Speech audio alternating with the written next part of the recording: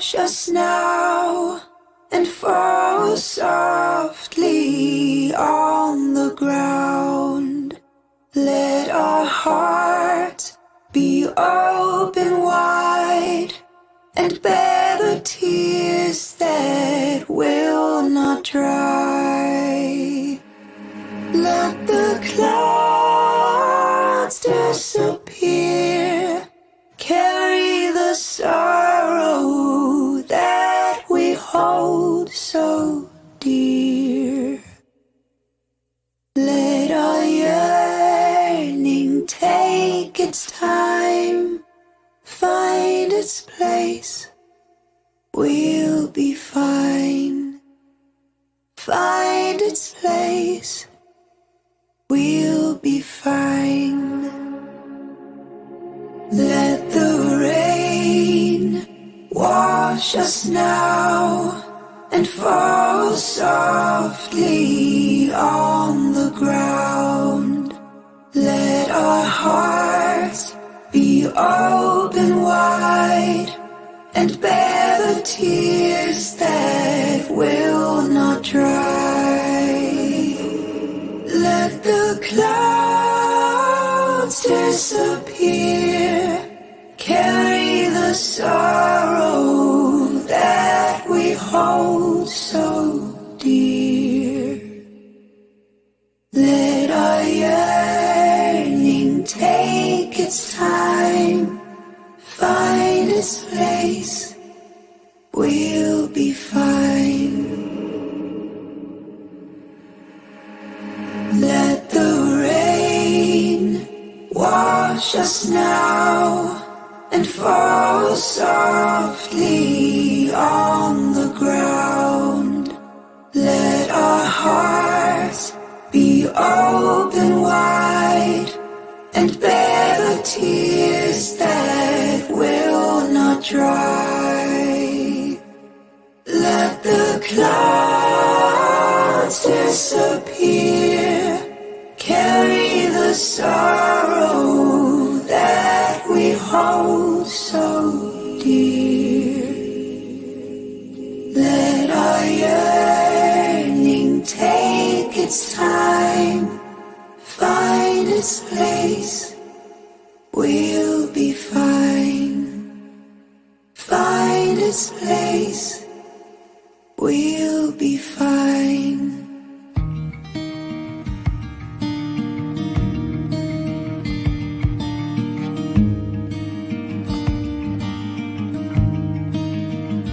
The cold has lifted, oh my God. I almost thought the chill would freeze my bones forever. I'm a winter and I'm the sun. Both are true, but I forget when I'm without one. Clouds pass by overhead. I pause and look up, and I swear they said that nothing lasts, and that's a promise from the past. You'll get your sunny day, too green to red, bare to budding, nothing lasts. So let that bitter tea, honey tea soothe. The kids are laughing and scraping knees. Wasn't it this day last year that they were crawling? I planned a party with blue balloons and cried a river 'cause they made me think about you. Years pass by on the ground, and even if I hold my breath, I still feel it somehow, that nothing lasts, and that's a promise from the past. You'll get your sunny day, too green to red, and bare to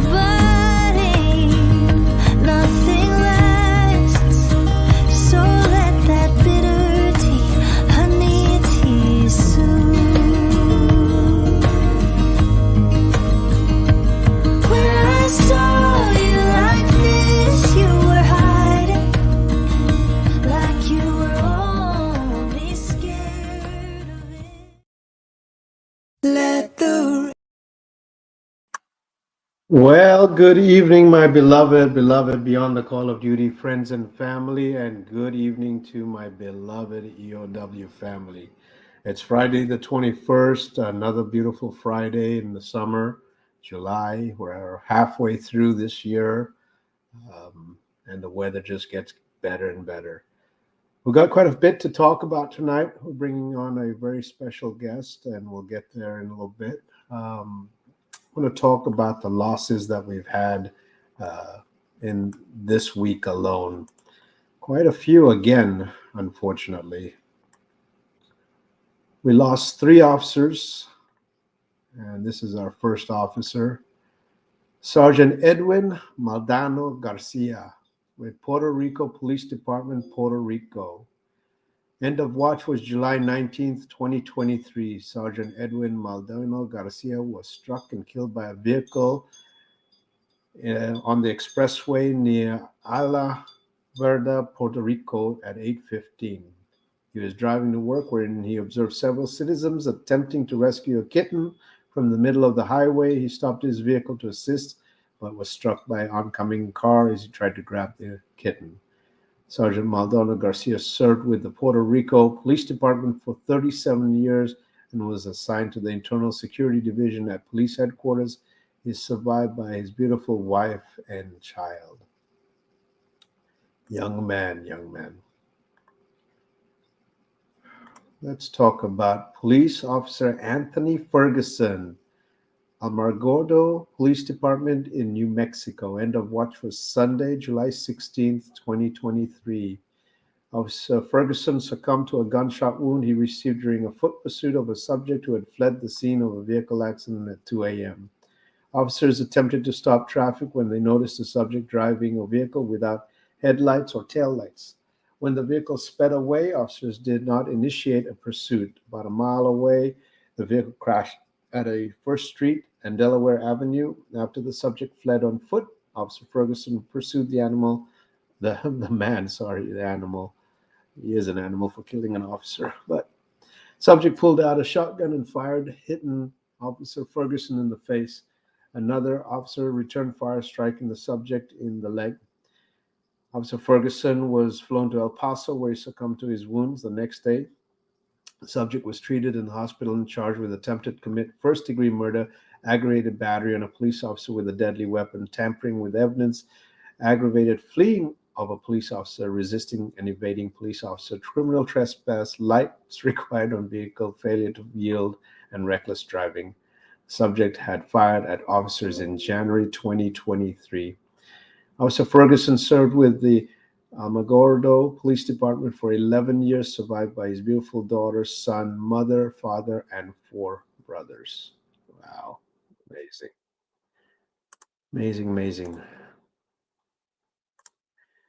Police Officer Lenise Hill, excuse me. Philadelphia Police Department, end of watch was July 14th. Veteran Philadelphia police officer Lenise Hill died after being found unresponsive in her patrol car on Friday night. She was reportedly found by shoppers at the Columbus Boulevard. She was rushed to the hospital where she was declared dead. Lenise Hill, 44, served as an officer for over 24 years in Philadelphia. And she worked as a school officer, was married to another fellow police officer. Wow. Amazing. So tonight, as we sit and we enjoy our Friday night, let's put all of these 3 beautiful men and women in our thoughts and prayers. Let's make sure that their families know that their names will be said and spoken over and over again, and we will recognize them for being the sheepdogs that they were, for being the shepherds that they are, and for being those beautiful men and women that chose to wear a uniform and protect and serve their communities. So bless them all and thank them.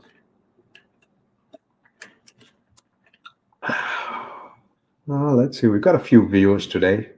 Got some exciting things going on as always. So let's do a quick shout out to some of our beautiful sponsors. I want to thank Lone Wolf Harley Davidson, based out of Spokane, Washington, for their continued help and continued sponsorship.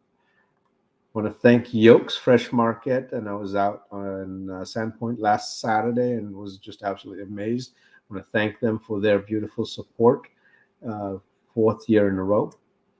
Michael D's Eatery, again, fourth year in a row, and his continued support. Our Platinum Phoenix Protective, I want to thank them for their continued support. Bud Clary out of Yakima for their continued support. Advanced Digital Imaging, Shellkirk Construction, our beautiful friends in Colorado, 1350 Distillery, that continue to take care of all of our banners and keep awareness going. And Garden Street Yoga, our beautiful Jen that has just embraced us and kept us going. So don't forget, folks, we've got a Pan America that we're raffling off. It's this September. You don't need to be present. That is the bike. And we don't have a lot of takers on the tickets, so chances are very, very good. So get a hold of us and we'll get tickets out to you. Well, our next guest, let's see. Her name is Sunny Perry, and she's with First Responder Benefit Association. Her career journey has taken her everywhere from the medical field, news anchor, sales, all the way to a business owner. And in 2017, she started interviewing people who are making a difference either in their lives or lives of others. And this caught the attention of this organization called FRBA. FRBA is founded by Joseph Cadwell, who is the chairman of the board. And we'll talk about him briefly. He is this individual, and it speaks for itself. They formed this organization. They want to help first responders.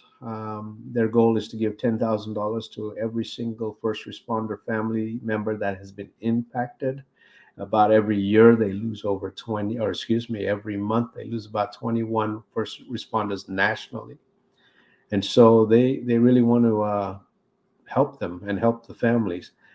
So what happened was I was minding my own business and doing what I do normally. And my phone rang, and there's this beautiful voice on the other end that's going 100 miles a minute and just absolutely just rocking and rolling. And I'm trying to capture every other word she's saying. And finally, I had to take a deep breath and just slowed myself down. And she tells me, and she's like, "Will you please talk to me?" Well, we're talking.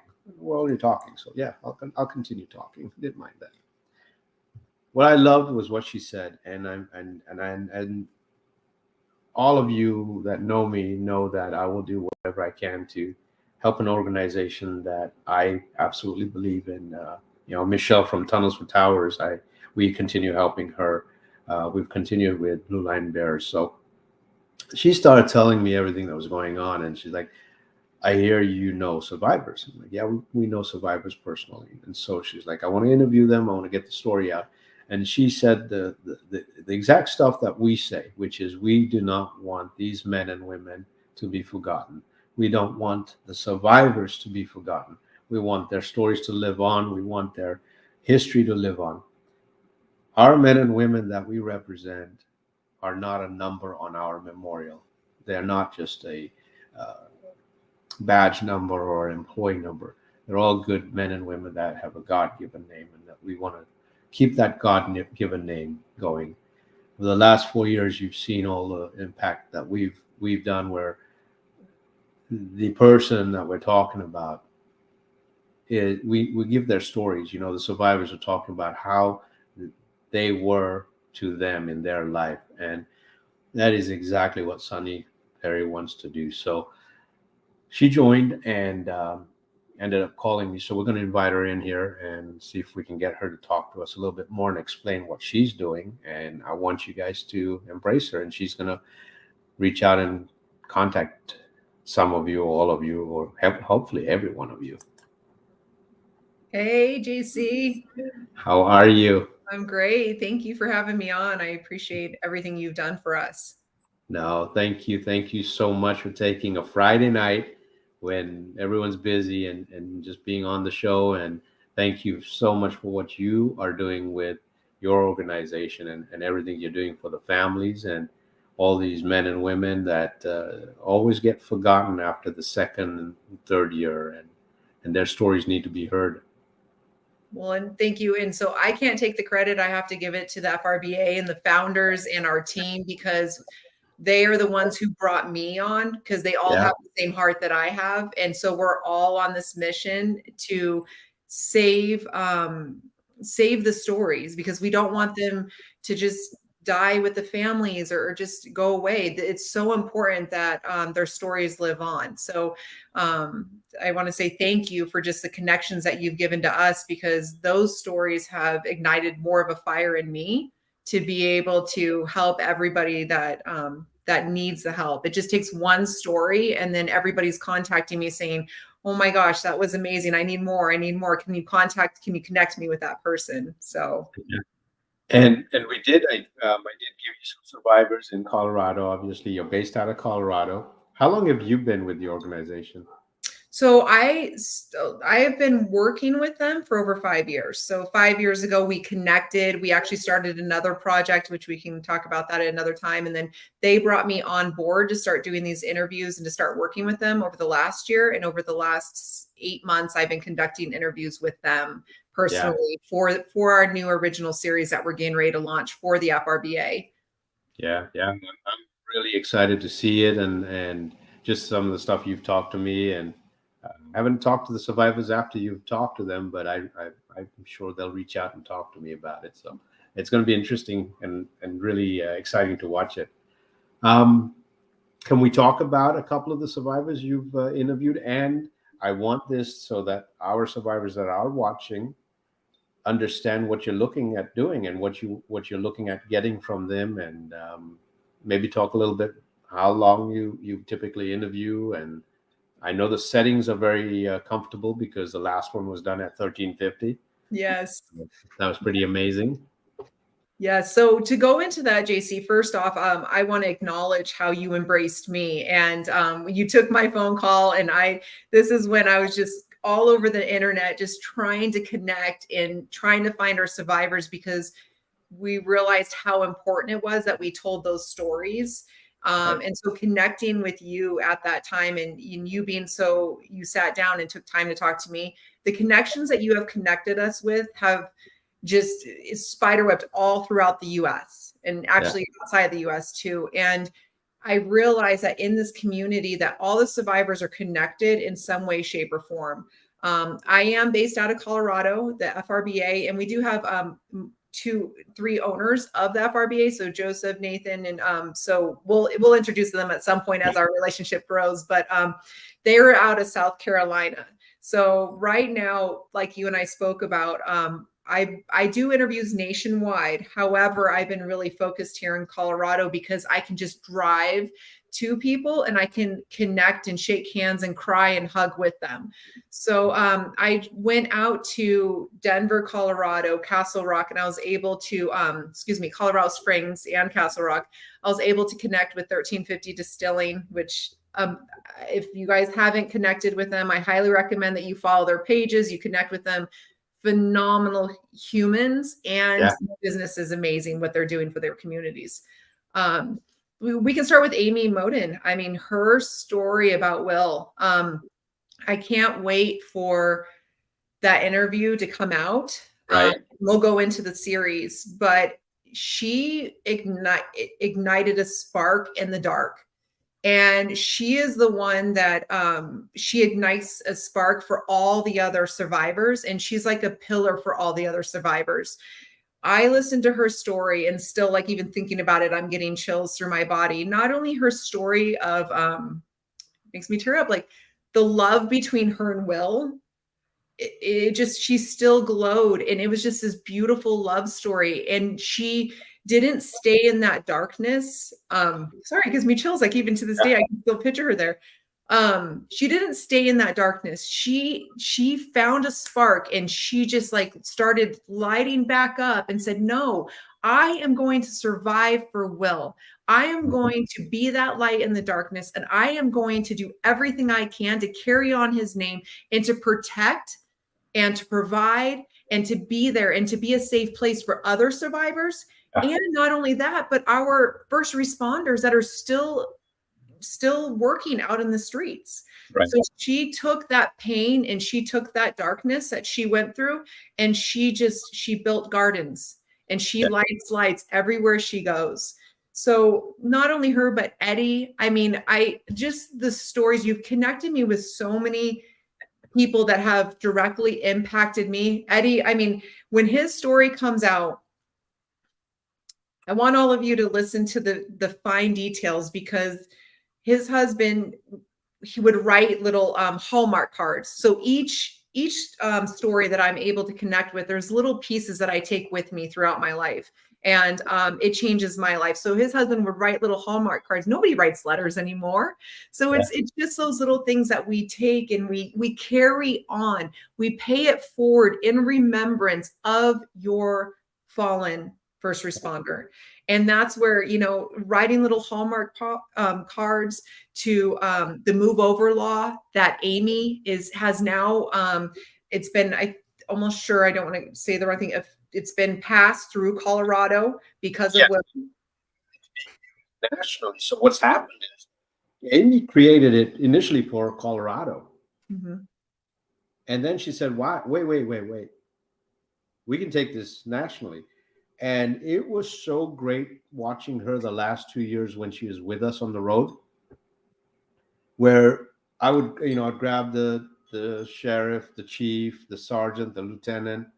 After I was done with the family, and I let the other team be with the family, because that's the whole goal, is the whole team wants to be with the family. Mm-hmm. And so, you know, they let me go first out of respect, and then they always shoved me aside and said, leave them to us. It's ours now. And that's our family. And so you always take the time to make sure that the departments know that Amy's involved so heavily on this, and also on being able to put this program together to assist officers in remembering how to create the will, how to apply all of that and have that ready, and the passwords and everything else. So it's been, you can download it. Just go on the Colorado page, just download, and you can make it and mold it to what your department wants. And that's how it was amazing.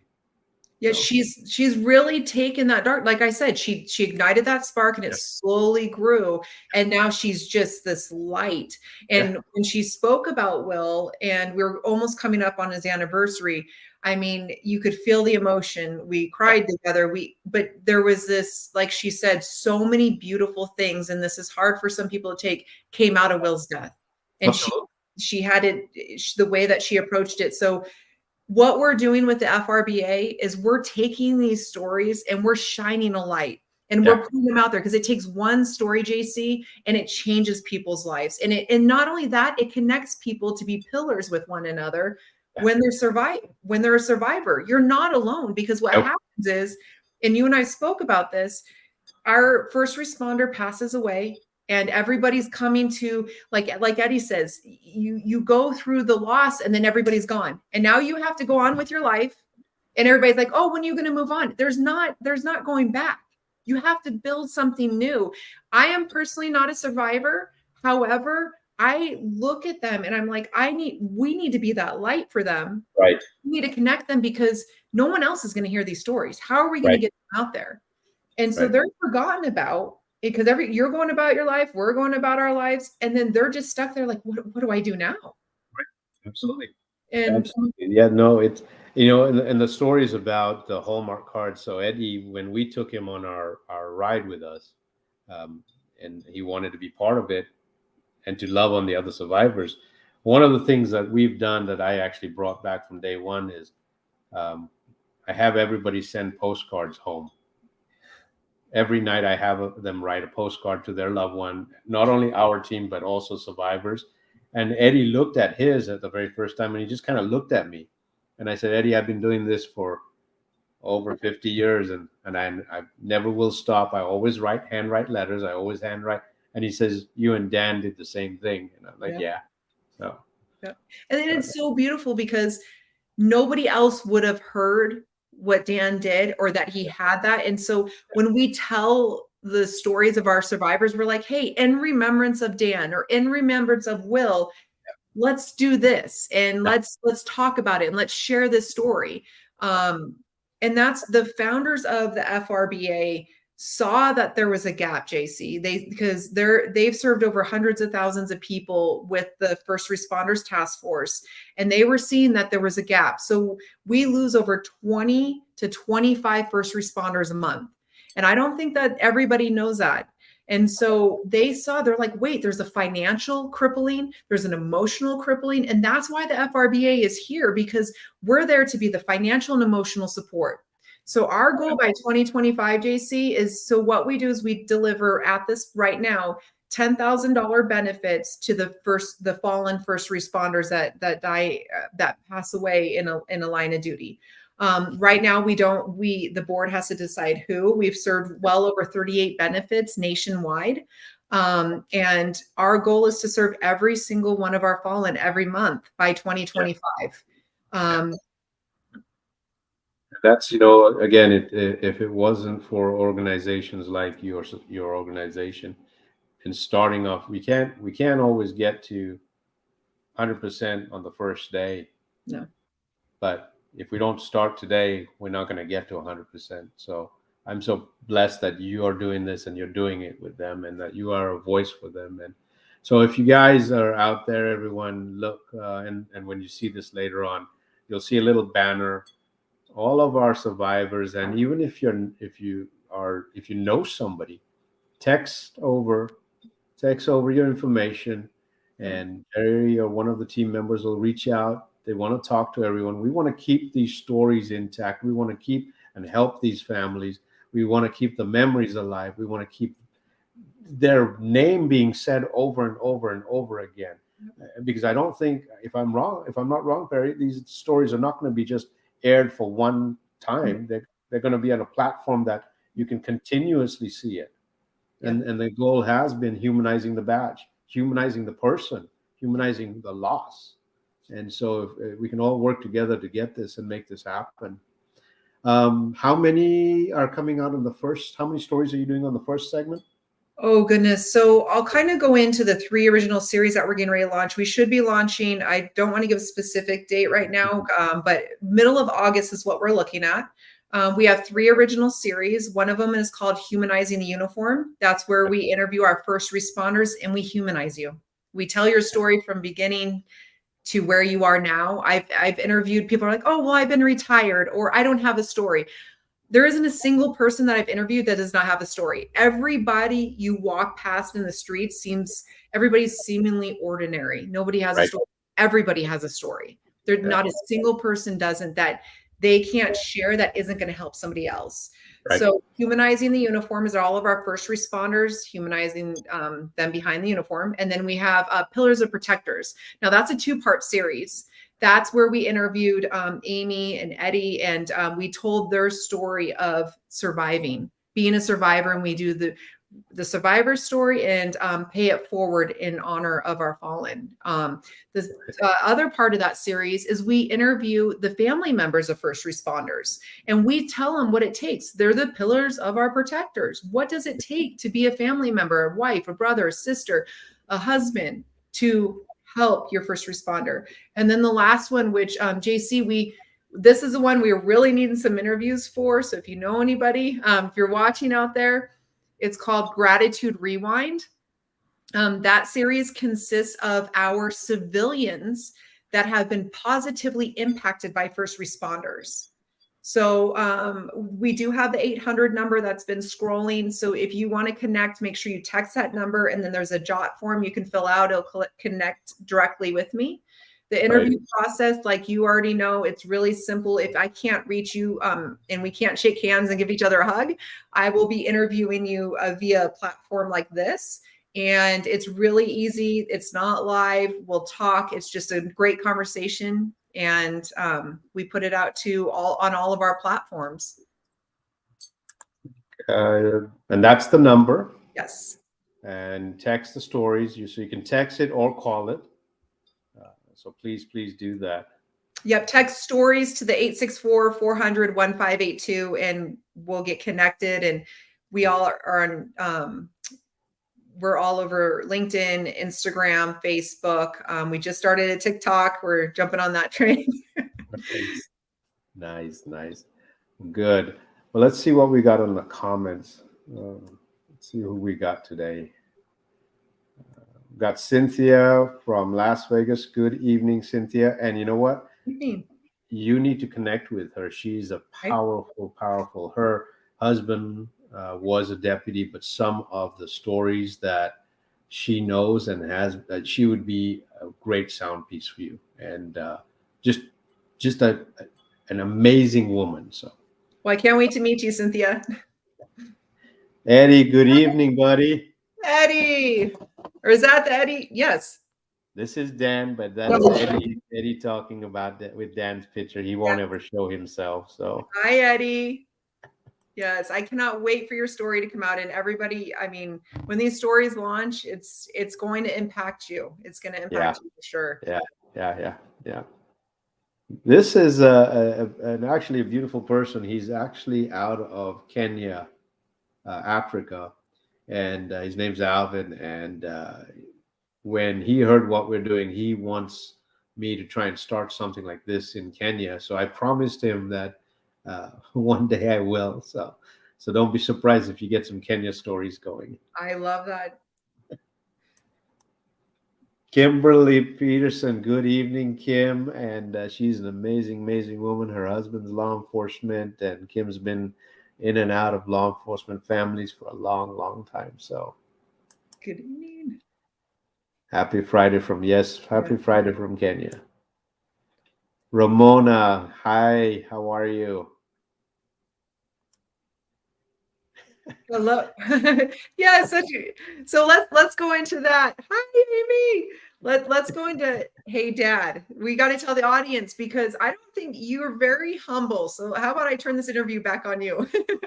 I have to brag to everybody who's watching this right now, because JC has not only connected us with the FRBA and myself, but he is one of the most giving, thoughtful people I've ever met. So JC, you're going to have to listen for a second. I mean, Amy, as you can see below, she called him Dad. And there's a reason for that, because he truly cares about his survivors. And when he connects me with everybody, he knows every single person's story, and he doesn't skip a beat.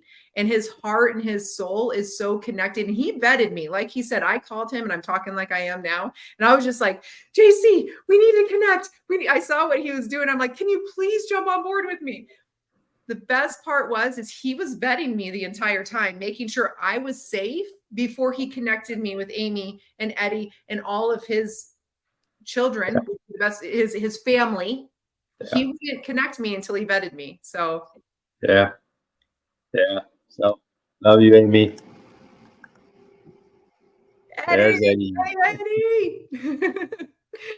He is so great. I mean, Eddie had me crying, and I just the connection, the heart, and being able to tell his story. I can't wait for everybody to hear his story, because there's so many different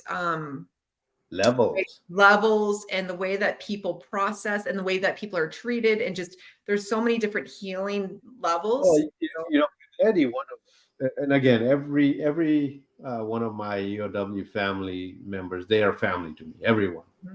And I have love for them all equally, but a couple of them I give bigger hugs. And Eddie is that individual, you know. When I first had him, you could see how pale and frail he was. And we made a comment about that, but we could see how broken he was.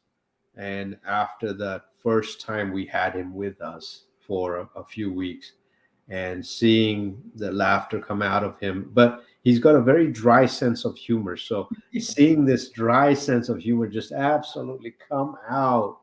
And there were some embarrassing moments for other people, not us, because he would make comments in front of people, and it would be him and I, or he would just say "my love" to me, because he just randomly says "my love" to me, and it doesn't matter where we are, and I'm like, yeah, I love you too, Eddie, and special place. So I see that. And I want to say thank you, because when I came into this mission for the FRBA and they said, go out there, do what you do, and connecting with you brought it to another level, because the relationships I have are on another level. And the survivor community, I didn't know how deep it was and how everybody knows everybody. So one of our sample interviews that we have, Amy's like, wait, I know her. Like, how, Yeah. and this is all the way across the US. Everybody's connected. Yeah, and it gets tough because there are moments. There was a moment a couple of years ago where Amy, but we've had other survivors even, but Amy especially, I'll speak about her. She just completely broke down. I mean, called, and she's just absolutely heartbroken. And she says, we're going to be visiting this survivor next year because her husband was just killed. And they know each other because she comforted Amy when Amy needed it. And now we're going, yeah. So real tough. It is. Oh, that's my daughter. Hi, girl. Oh, she's Well, so hello cute. there. Hi, honey. So I just have to brag on her for a minute. She just got her EMT. So she's an EMT now. First Just fresh, responder. yeah, first out of school. My baby girl is a first responder, and Yeah. super proud. Super Where proud. at? In Colorado, Grand Junction, Colorado. So Yeah, she's yeah. applying for her first position. So Nice. yeah. Nice. What? Eric, good evening, buddy. Heather's related to survivors, and just absolutely amazing couple, and they'll come out and visit us every now and then. So, evening, Heather. This guy, Sean, let me redo it again. There it is, buddy. There's that text. I need you to text Perry. Text And me, Sean. This is Sean Reeves, is an amazing man. He very humble. We met, unfortunately, because I had to go to his department because one of his officers, a partner of his, was killed. That's how I met him. And the following year, we always tell all these officers that please come ride with us. It's a healing, it's a process. The only problem with Sean is whenever he rides, I don't understand why the bike that we give him, which is our bike, the bike constantly is honking. Constantly. The horn will not stop when he rides. But he's an amazing man, and bless his heart, he does a lot for his community. He's just a humble man. So you need to talk to Perry. Yeah, make sure you fill out that job form for me, because then Right. yeah, we'll definitely connect. Scott, love you. He's one of our EOW riders. He's from Nebraska, and love you, Scott. Hope to see you back with us riding soon. Nick Johnson, happy. No, you're welcome about the gear. Don't worry. Thank you so much. And this is another humble person that they work at a trailer boss company, and that's what he operates. But he won't charge us to fix our memorials. Every time a memorial goes in for something, he gets on it right away, gets it done, because he knows how important it is to get that memorial back. And I just love this guy and his crew. So bless you guys. Thank you so much. Sean, you better call her. So, well, there you go. Your community is great. So yeah. Well, we're working on the Washington families for you next. I said I think we've got about 6 lined up for you to definitely talk to, and I will do everything you need me to do, Sonny, and get you families throughout the country, because I think it is important for you to capture these stories, to keep them alive and keep them rolling. So be that light in the dark, just like you are. And that's why people like us, we're blessed to be able to come together. It happens for a reason, and you open doors that no one would have trusted us, but you know what I'm saying? Like they trust you. So when you're a survivor, you're very protected. And I just want to let all of you know that our survivors know that I honor, the FRBA honors, my team honors your story. And when you see the heart behind these interviews that come out, my media team is next level. And they aren't just doing it as a job. They're doing it because their hearts are as deep and as passionate as mine for our first responders and telling all of your stories. Yeah, there you heard it. She wants your stories. She wants all of them. Spend some time with her, capture her. So, Sonny, I know we've taken a lot of time. Love you, and we'll stay in touch. Thank you so much. I appreciate you so much, JC. Thank you. Amazing woman, guys. Amazing. Again, I told you I met her and absolutely love what she's doing. Again, it aligns with what we want to do. It aligns with exactly what we want to do with keeping these stories alive, keeping all the memories alive. So please, please, please take a second again, and I'll get the banner out there one more time. Just write that number down, pass it on to everybody that you know, all of our law enforcement or non-civilians as well. Positive stories about their interactions with first responders. And this is in any state. We're not limited in Colorado or anything, just pass it out to everybody. So we're going to wrap up again. Thank you. Bless you all. Remember, no drinking and driving, absolutely none. No texting and driving. Put those phones down. If you see a first responder pulled over, I want you to do me a favor. It's really simple. If they're pulled over and the lights are flashing, slow down, move over, or just stop. Doesn't cost you anything. Everyone asks you for money. I do too. So buy some of our raffle tickets, but this is not going to cost you a dime. If you see a first responder, before you run up to them and just hug them like I do, ask them if you can hug them. Tell them that you love them and thank them for doing this selfless job that is being done. So God bless each and every one of you. Remember, we got 3 beautiful men and women that we need to remember this weekend. Light a candle for them. And see you next Friday. Love you all. Oh, we're going to be at the Waterfallies in Tri-Cities next Friday. So if you're at the Waterfallies, come out, see us. We'll have the 2019 memorial. And I know if you go on our webpage, Allison has got the 2022 memorial running hard. So please go out and see her if you can at any of the venues that she's at. So God bless you. See you guys next Friday.